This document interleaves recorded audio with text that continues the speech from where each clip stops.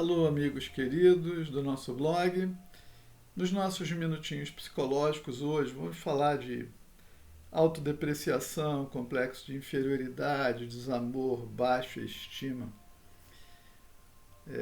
E as causas, as razões disso profundas, e refletirmos um pouco sobre isso e até, quando necessário, buscarmos solução, ajuda, nos lugares certos, da maneira certa.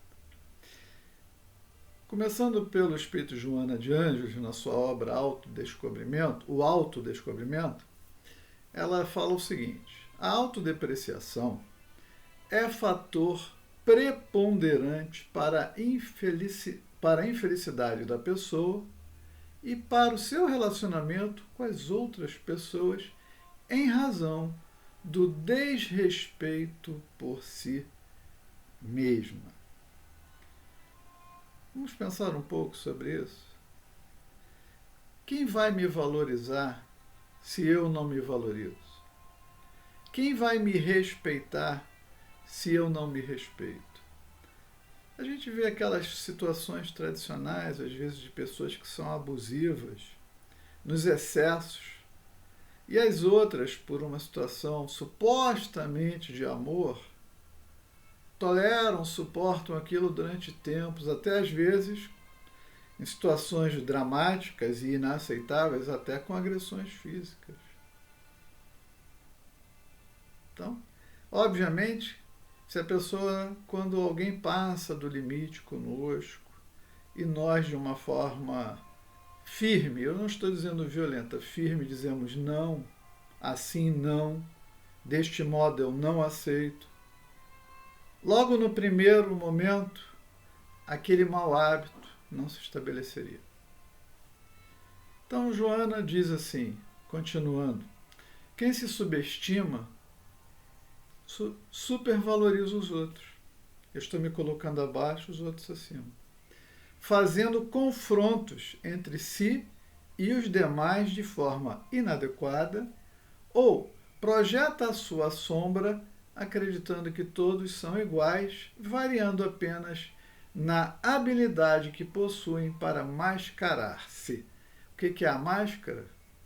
Não é a verdade. A máscara é uma imagem, né? Como a gente usa uma fantasia, uma máscara. Eu quero parecer com aquela personagem ou com aquela outra, então eu uso uma máscara. A Joana está dizendo que a gente fica, né, empregando máscaras que, como toda máscara, é uma fantasia.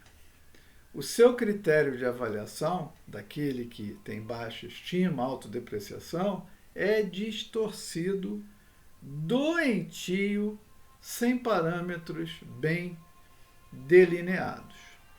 Quer dizer, a própria percepção que a pessoa tem a respeito de si mesma, é equivocada, é ruim. A pessoa diz eu não consigo. Se ela diz eu não consigo, não consegue. Já está estabelecido o limite na hora que ela diz eu não consigo. Na obra Triunfo Pessoal, Joana diz o seguinte: no que diz respeito ao complexo de inferioridade, o distúrbio é mais grave e apresenta-se como manifestação psicopatológica que requer cuidadoso trabalho psicoterapêutico. E aqui eu preciso fazer uma observação muito clara. A psicologia tradicional, a psiquiatria, né, a psicanálise, não compreendem o ser espiritual. Não compreendem. A casa espírita, que compreende o ser espiritual, muitas vezes se recusa a tratar as pessoas nessa área. Então a pessoa está perdida. Porque os terapeutas, até por juramento, eles estão impedidos de olhar algo que fique, na verdade, da gestação até a morte. Aquele período é o período de análise, de estudo, de observação. Por esta razão, Kardec várias vezes, mas formalmente no Livro dos Médiuns, em 1862, e depois em A Gênese, em 1868, Kardec diz o quê? Ele diz: o conhecimento do perispírito é a chave para a solução da maior parte dos problemas da fisiologia e da psicologia. O que a medicina e a psicologia fazem é analisar os elementos exteriores. Por isso, sua capacidade de acertar e de diagnosticar é bastante limitada. Então, Joana diz assim: as causas preponderantes dos complexos de inferioridade, que se encontram no passado espiritual, agora ressurgem como fatores familiares e sociais, que muito contribuem para o surgimento do complexo de inferioridade, sua fixação no imo do ser, que tanto aflige inúmeros indivíduos. Como é que nós vamos resolver isso? Se a psicologia não vai além da vida presente e ela garante que as causas preponderantes se encontram no passado espiritual. A casa espírita tem um papel importantíssimo que deveria se abrir um pouco mais para essas situações e coisas, de forma a ser mais prestativa nessas dores humanas tão complicadas.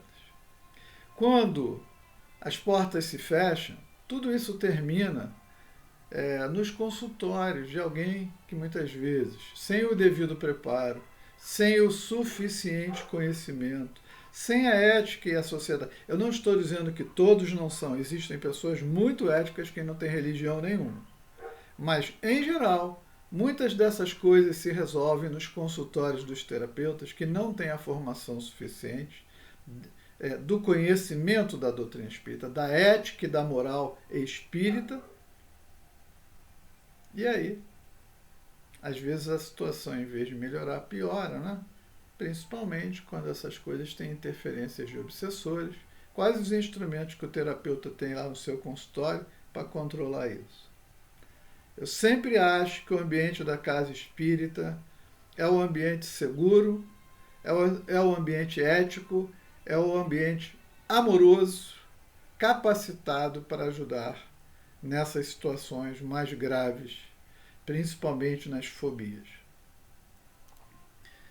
Na obra Amor, Imbatível Amor, também sobre o tema, Joana diz o seguinte: o desamor é, em realidade, uma doença, cuja manifestação se dá de imediato ou posteriormente, assinalando o ser com processos degenerativos da personalidade que instalam no organismo, agora já é no organismo físico, vírus e bacilos agressivos. Ou seja, a falta de respeito, a falta do auto-amor, complexo de inferioridade, a autodepreciação, o desamor por si mesmo, faz com que normalmente, inclusive, possamos produzir doenças no nosso próprio corpo, porque a gente baixa a vibração e cria o campo para a instalação e proliferação de toda sorte de vírus, bactérias, fungos, etc.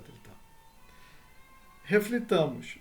Em seguida, vou também produzir um vídeo sobre o tema, baixa estima, a partir de Hamed e sua visão do fato.